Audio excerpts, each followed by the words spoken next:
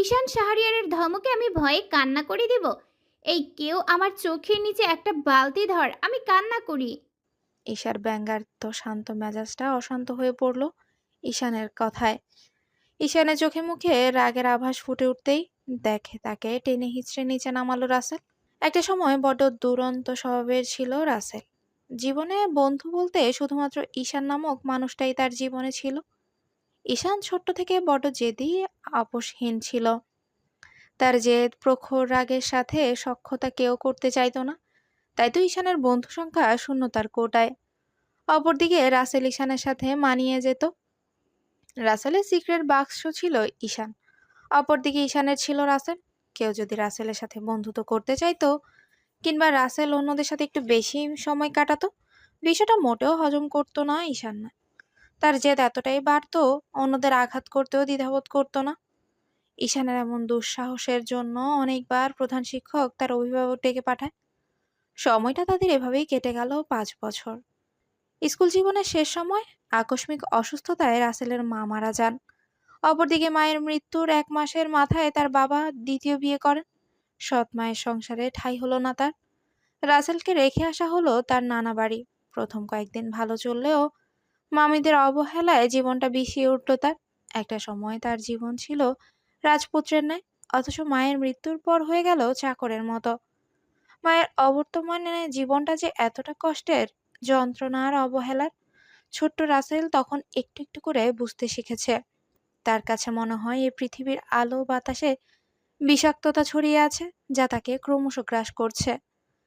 রাসেলের চলে যাওয়ার পর ঈশানের জীবন কঠিন হয়ে পড়ল। তার পাগলামি ক্রমশ বাড়তে লাগলো। ঈশানের মা মাহমুদা নিজের ছেলের মতোই দেখেছিলেন রাসেলকে। নানা বাড়িতে রাসেলের দুর্দশার কথা জানতে পেরে ছেলেটাকে দত্তক নেওয়ার সিদ্ধান্ত নেন।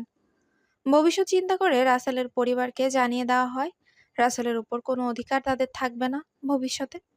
ঈশানের বাবা থাকতেন দেশের বাইরে। কলেজ জীবনের মাঝামাঝি সময়ে ঈশানের বাবার কাছে তারা চলে যায়।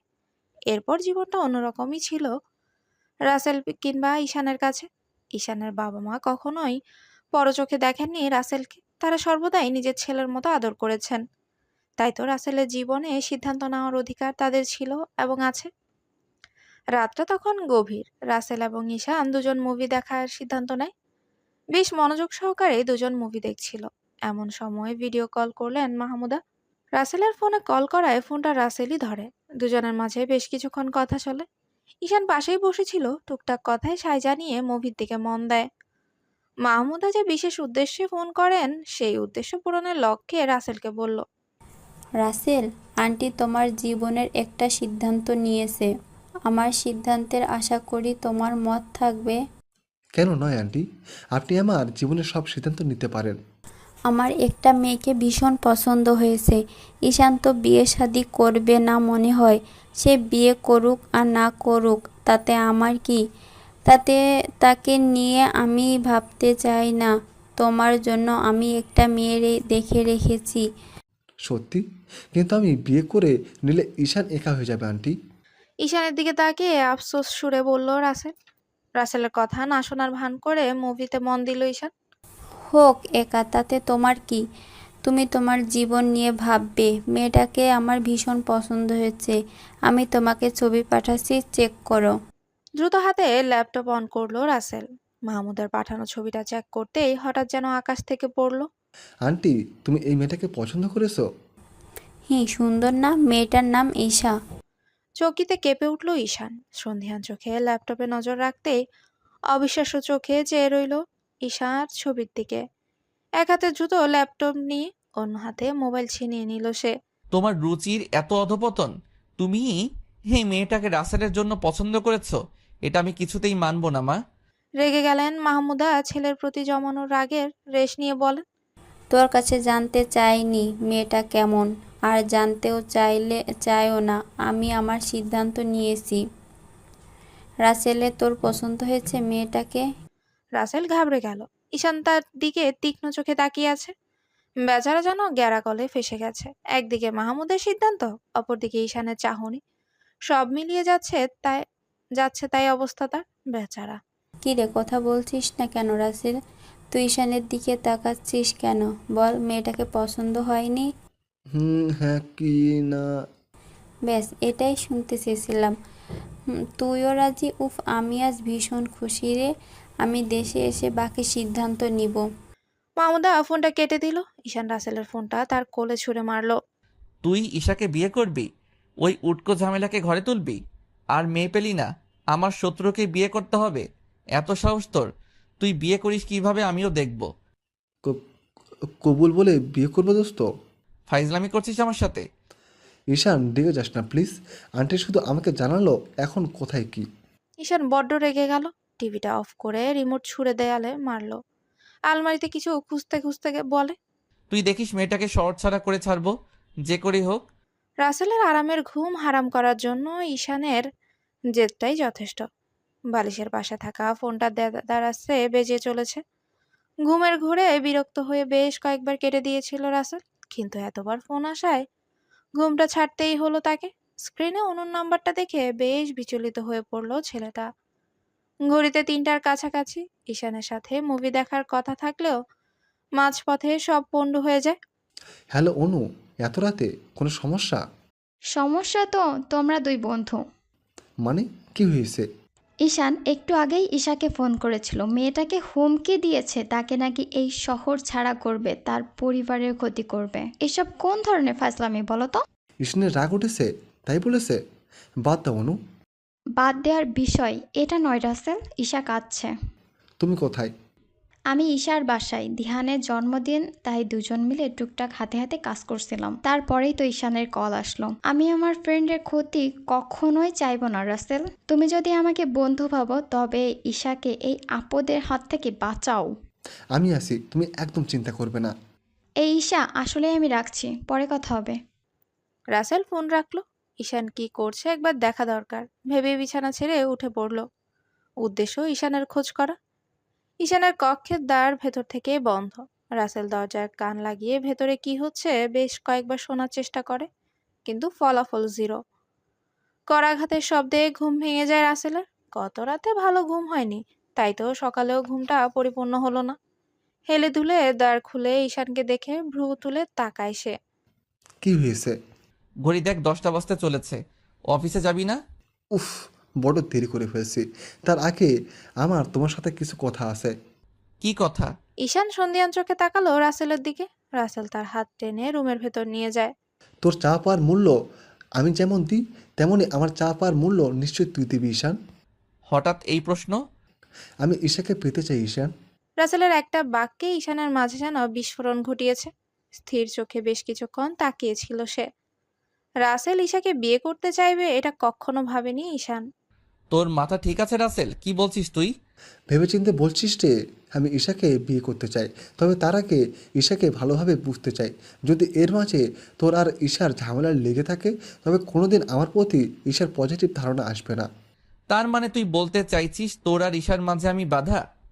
আমি সেটা বলিনি, তবে যা বোঝার আমি বুঝতে পেরেছি। তোর বিয়ে তুই কর, যা ইচ্ছা তাই কর, আমি আর এসবে নেই। আর রইল বাকি ঈশা।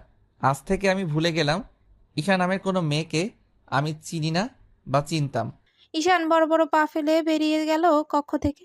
বেচারা রাসেল যেন হাফ ছেড়ে বাঁচলো। বিছানায় গায়ে এলিয়ে দিল নিশ্চিন্ত মনে। দিহানের জন্মদিনটা একটা রেস্টুরেন্টেই করা হবে। ঈশা, অনু, মীরা তিনজনে মিলে সম্পূর্ণ পরিকল্পনা সাজিয়েছে। দিহান ইতিমধ্যে উপস্থিত হয়ে গেছে রেস্টুরেন্টে। মীরা তার সাথেই আছে। আজ ঈশা নিজের হাতে দিহানের জন্য কেক তৈরি করে এনেছে। বড্ড বেশি দেরি হওয়ায় দ্রুত পায়ে হাঁটছে ঈশা। পুরো বিল্ডিংটা 7 তলা। 6 তলার রেস্টুরেন্টে, বাকি নিচের ফ্লোরে শপিং মল। লিফট থেকে নেমে এপাশ ওপাশ ছোটাছুটি করে দিহানকে খুঁজতে খুঁজতেই আকস্মিক একটা ছেলের সাথে ধাক্কা লাগে তার, যার দরুনে সম্পূর্ণ কেকটা উল্টে পড়ে নষ্ট হয়ে যায়। ঈশা হতবাক চোখে পাশে তাকাতেই দেখতে পায় ঈশানকে। ঈশানের কানে ফোন, নিশ্চয় কারোর সাথে কথা বলছিল। বেচারা ঈশান নিজেও হতবিহম্বল, এটা কি করে হলো। মেঝেতে পড়ে থাকা কেকটার দিকে তাকিয়ে দু চোখ ঝাপসা হয়ে এলো ঈশার। এই কেকটা অনেকটা সময় নিয়ে প্রস্তুত করেছিল সে। কতটা আবেগ, ভালোবাসা, যত্ন মিশেছিল তাতে। আপনি এটা কি করলেন? ঈশান ঘাবড়ে গেল। সে মনে মনে প্রতিজ্ঞাবদ্ধ হয়েছে কিছুতেই ঈশার সাথে ঝগড়া করবে না। আমি দুঃখিত ঈশা, তোমার জন্য আমি আরেকটা কেকের ব্যবস্থা করছি। এটা আমার তৈরি কেক, হাজারখানেক কেক এনে দিলেও এই কেকের ঘাটতি পূরণ করতে পারবেন না। কথাটা চিৎকার দিয়ে বলল ঈশা। রেস্টুরেন্টের আশেপাশে থাকা লোকদের ভিড় জমেছে। ঈশাকে কাঁদতে দেখে অনু তার হাত টেনে নিয়ে যেতে চাইল, কিন্তু ঈশা গো ধরেছে, সে কিচ্ছুতেই যাবে না। আপনি এটা ইচ্ছে করে করেছেন, তাই না ঈশান? একদমই না, তুমি আমাকে ভুল বোঝো না ঈশা। ভুল বুঝবো না।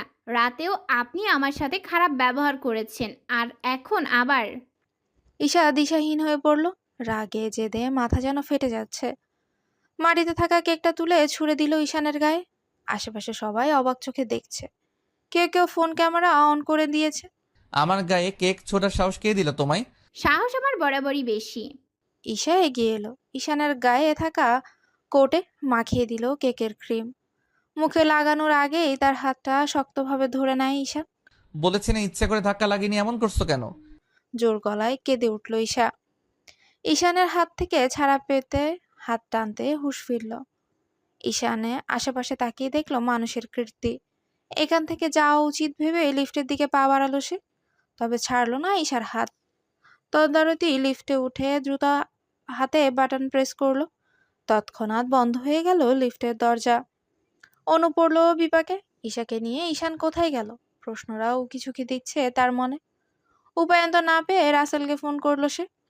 নিচতলায় নেমে ঈশার হাত টেনে পার্কিং জোনে এসে থামলো ঈশান। আশেপাশের মানুষজন তার দিকে উৎসুক দৃষ্টিতে তাকিয়ে আছে। অপরদিকে ঈশার ফ্যাচ ফ্যাচ কান্নার আওয়াজে বিরক্ত বাড়িয়ে দিচ্ছে দ্বিগুণ।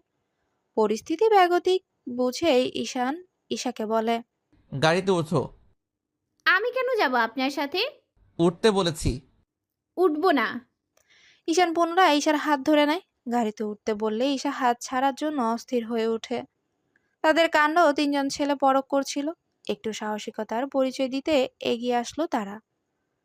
তাদের মাঝে একজন ঈশানের কাঁধে হাত দিয়ে বলল, মেয়েটার সাথে জবরদস্তি করছিস কেন? ঈশান অবাক হলো। কোথা থেকে কে এসে তাকে ধমক দিচ্ছে? অদ্ভুত। কাঁধ থেকে হাত সরা। ঈশানের কথায় ছেলেগুলো আরো বাড়াবাড়ি করলো। ওদের মাঝে একজন ঈশার কাঁধে হাত রেখে বলে, আপনি চিন্তা করবেন না, আমি আছি। ঈশান তীক্ষ্ণ নজরে চেয়েছিল ঈশার দিকে। ছেলেটার উদ্দেশ্য যে খারাপ বুঝতে সময় লাগলো না তার। ঈশান দ্রুত হাত টেনে ঈশাকে তার পাশে আনলো। বাবুগিরি করছিস? মেয়েটাকে ছেড়ে দে। মেয়েটাকে তোরা চিনিস? কোথা থেকে উড়ে এসে তর্ক করছিস? এখান থেকে যা। ঈশানের শান্ত স্বরটা হজম হলো না ঈশার। মনে হচ্ছে ঝড় আসার আগ মুহূর্ত। এতক্ষণ যাবৎ ঈশানের কাঁধ থেকে হাত সরালো না ছেলেটি, বরং এবার করে বসলো আগুনে ঘি ঢালার মতো কাজ। ঈশানের ঘাড় ছেড়ে দুহাত বাড়িয়ে দিল তার কলারের। শান্ত মেজাজটা ভীষণভাবে তেতে উঠল ঈশানের।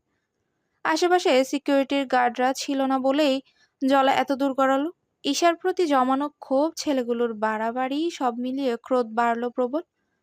তিনটা ছেলের সাথে লেগে গেল তার ধস্তাধস্তি। তিনটা ছেলেকে মারতে মারতে একজনের কপাল ফেটে রক্ত পড়ছে। বাকিরাও কম যায় না, তারাও পাল্টা মারতে থাকে ঈশানকে। তিনজনের অবস্থা তখন ক্রমশ খারাপ হয়ে যাচ্ছে। আশেপাশে মানুষের ভিড় জমে গেল, কিন্তু কেউ এগিয়ে এলো না। ঈশানকে এবার থামানো উচিত ভেবে ঈশা এগিয়ে গেল। ঈশার ছোট্ট দুহাতে ঈশানকে বাধা দিতে বড্ড কষ্ট হচ্ছে তার। না পেরে ঈশানের পা জড়িয়ে বসলো ঈশা। তৎক্ষণাৎ ঈশার দিকে তাকিয়ে থেমে গেল ছেলেটা। ঈশাকে তুলে নিল শক্ত হাতে। আজকে একটু বেশি বাড়াবাড়ি করে ফেলেছো ঈশা। ঈশানের একটা বাক্য স্থির হয়ে গেল মেয়েটা। ঈশানের এই একটা বাক্য ছিল প্রবল ধিক্কার, জেদ, বৃতৃষ্ণা। ঈশাকে ছেড়ে সরে দাঁড়ালো সে। গায়ে থেকে কোটটা ছুঁড়ে ফেললো ঈশার গায়ে। দ্রুত গাড়ির দরজা খুলে গাড়ি নিয়ে বেরিয়ে গেল লোহমায়। ঈশানের গাড়ি যাওয়ার দিকে শুধু তাকিয়ে রইল। তাকে ফেলে ঈশান চলে গেল। হাতের ব্যান্ডেজটায় চোখ রাখতেই ঈশার কথা স্মরণ এলো ঈশানের। মেয়েটা নিজেকে যতটা চালাক ভাবে ততটা চালাক সে নয়। ছেলেগুলোর অসৎ ছোঁয়া যে সে বুঝেও চুপচাপ ছিল। চাইলেই তো ধাক্কা দিয়ে সরিয়ে দিতে পারতো ছেলেটার হাত, অথচ মেয়েটা নীরব ছিল। ঘাড়ের ব্যথায় বসা থেকে শুয়ে পড়ল ঈশান। দরজা খোলা শব্দে রাসেল চোখে চোখ পড়ল তার। এসব কি শুনছি? তার হাতে চোট লেগেছে? তোকে কে বলেছে এসব? কে বলছে জেনে তোর কি? রাসেলের রাগান্বিত স্বরে হেসে ফেলল ঈশান। সন্ধিহান চোখে বলে, দারোয়ান আঙ্কেল বলেছে, তাই না? আমি বারণ করেছিলাম তাকে। কেন বারণ করছিস? গার্ড নিয়ে গেলি না কেন? রুমার বাসায় যাব ভাবছিলাম, তাই রুদবার জন্য কিছু কিনতে গেলাম। আর এত কিছু যে হয়ে যাবে স্বপ্নেও ভাবিনি। রাসেলের পাশে বসলো ঈশান। ঈশানের হাতটা ধরে বলল, হাতটা মুচড়ে গেছে। এই হাতে আমায় কবে শাসন করবি ঈশান? আরে তুই এত ইমোশনাল হয়ে যাচ্ছিস কেন? আমি ঠিক আছি। রাসেলের গলা ধরে এলো, চোখটা কেমন জ্বালাপোড়া করছে, চোখ ফেটে জল পড়তে চাইছে, কিন্তু ঈশানের সামনে কাঁদা যাবে না। ঈশানের কিছু হয়ে গেলে রাসেল অন্তত স্বাভাবিকভাবে বাঁচতে পারবে না। বড় বৃক্ষের ন্যায় ঈশানের ছায়া তার মাথায় যে আগলে আছে, এই কথা অস্বীকার করা যায় না যে। রাসেল, একটা হেল্প কর। দিহানের জন্মদিনটা ভেস্তে গেছে। তুই নিজের হাতে সব আয়োজন করে তাদের সারপ্রাইজ দে। ঈশানের কথা শুনে বিস্মিত হলো রাসেল। তুই ওদের নিয়ে ভাবছিস? আমার জন্য এমনটা হয়েছে, ভুলে যাস না। যা, বেরিয়ে পড়। রাসেল বেরিয়ে যাওয়ার আগে তাকে ডেকে উঠল ঈশান। রাসেল ঘাড় বাঁকাতেই সে বলে, আজ আমি ঈশার সাথে একটু খারাপ ব্যবহার করতে চাইনি। যেটা হয়েছে তার জন্য আমি সম্পূর্ণ অপ্রস্তুত ছিলাম। সন্ধ্যা নামতে আর বেশি দেরি নেই। প্রখর রোদ আর অসহ্য গরমকে বিদায় জানিয়ে আকস্মিক নেমেছে বারিধারা। এই বৃষ্টি সজল পরিবেশটা হয়তো কেউ জানলার পাশে এক কাপ কফি হাতে উপভোগ করছে, আবার কেউ বা উপভোগ করছে বারান্দায় দাঁড়িয়ে বৃষ্টি ছোঁয়ার বাহানায়। কেউ কেউ উপভোগ করছে টিনের চালের ঝিমঝিম বৃষ্টির শব্দে। হয়তো দস্যি কোনো মেয়ে এই সন্ধ্যার বৃষ্টিতে ভিজতে কার্পণ্য করেনি। কিন্তু একদল মানবীর কাছে অসময়ের বৃষ্টিটা বড্ড বিরক্তিকর। যেমনটা ঈশার কাছে মনে হচ্ছে। নতুন একটা টিউশন হয়েছে তার, যদিও বাসা থেকে একটু দূরে, তবুও বারণ করেনি ঈশা। হাতে থাকা পুরনো টিউশনিগুলো হারিয়ে সে যখন দিশাহীন, তখন এই টিউশনই তার কাছে যেন আশীর্বাদ স্বরূপ। চারিদিকে ঝাঁপিয়ে নামছে অন্ধকার, কঙ্কর ঢালা বর্ষণ সিক্ত রাস্তাটা দেখতে বড্ড সুন্দর লাগছে। কয়েকটা সিএনজি, প্রাইভেট কার সারি সারি ছুটে চলেছে। রাস্তাটা বড্ড জনমানবহীন, সুনসান। একটা রিক্সা পেলে বড্ড ভালো হয়। তাই তো টং দোকান থেকে আশেপাশে জহুরি চোখে রিক্সা খুঁজছে ঈশা। বৃষ্টির সাথে সাথে বাতাসের ঝাপটায় তাকে অর্ধেকটা ভিজিয়ে দিয়েছে। তবুও নিজেকে বাঁচাতে কতই না চেষ্টা তার। ফোনে চার্জও নেই, যে বাবা মা নিশ্চয়ই ফোন করতে করতে ক্লান্ত। মাগরিবের আজান পড়েছে, ভয়ে এবার কান্না করার অবস্থা মেয়েটার।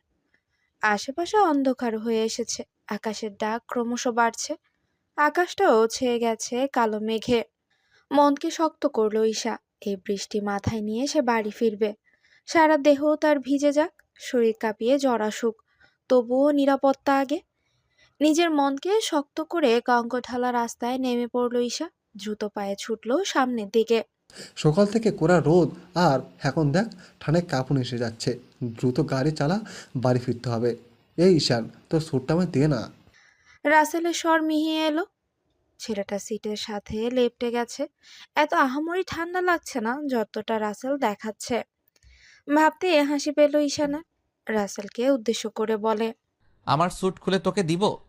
দিলে কি হবে? নাটক করিস না, আমারই ঠান্ডা লাগছে না। শালা, তোর কপালে বউ নেই। তোর বউ যদি কোনোদিন তোর সাথে বের হয় আর বেচারি যদি শীতে কাঁপে, তাহলে তুই কাপুরুষের মতো দাঁড়িয়ে থাকবি। কেন, আমাকে কি করতে হবে? সিনেমায় দেখিস না, হিরো তার জ্যাকেট খুলে হিরোইনকে দেয়? তুই তো এসব জীবনেও পারবি না, বেটা আনরোমান্টিক। তার সময় বলে দিবে। সময় কচুও বলবে না। বাই দ্য ওয়ে, আজ খিচুড়ি খাওয়া চাই বাসা। থেমে গেল রাসেল। ঝাপসা গ্লাসে একটা নারীর অভয় দেখে সন্ধিহান গলায় ঈশানকে বলে, ঈশান, মেয়েটা ঈশানা একা একা বৃষ্টিতে ভিজে যাচ্ছে কোথায়? ওর মতোই লাগছে। সামনে গিয়ে গাড়ি থামাস। তুই কি ঈশাকে গাড়িতে তুলতে চাইছিস? দেখ, এই মেয়েকে আমি আমার গাড়িতে কিছুতেই নিব না। প্রয়োজনে তুই তোর গাড়ি এনে তারপর ওকে নিবি। বিরক্ত হলো রাসেল। ঈশানের দিকে তাকিয়ে অনুরোধ করে বলে, প্লিজ ঈশান, এভাবে বেচারিকে ছেড়ে যাওয়া ঠিক হবে না। ওই তো চলে এসেছি, গাড়ি থামা। আকস্মিক একটা কালো গাড়ি ঈশার সামনে থামতেই ভয়ে ছিটকে দাঁড়াইছে। জহুরি চোখে গাড়ির দিকে তাকাতেই নজরে আসে ড্রাইভিং সিটে থাকা ঈশানের মুখ। ততক্ষণে রাসেল গাড়ির দরজা খুলে নেমে গেছে। ছেলেটা দ্রুত এসে ঈশার সামনে দাঁড়ায়। এভাবে ভিজে কোথায় যাচ্ছ? গাড়ির নাওনি কেন? বাসায় ফিরছিলাম, রিক্সা পাইনি। তাহলে গাড়িতে ওঠো, তোমার বাসার সামনে ছেড়ে আসবো। তার প্রয়োজন নেই, আমি চলে যেতে পারবো। আপনি যান। পাগল হয়েছে তুমি? এখনো অনেক রাস্তা। ঈশার হাত টেনে ধরলো ছেলেটা।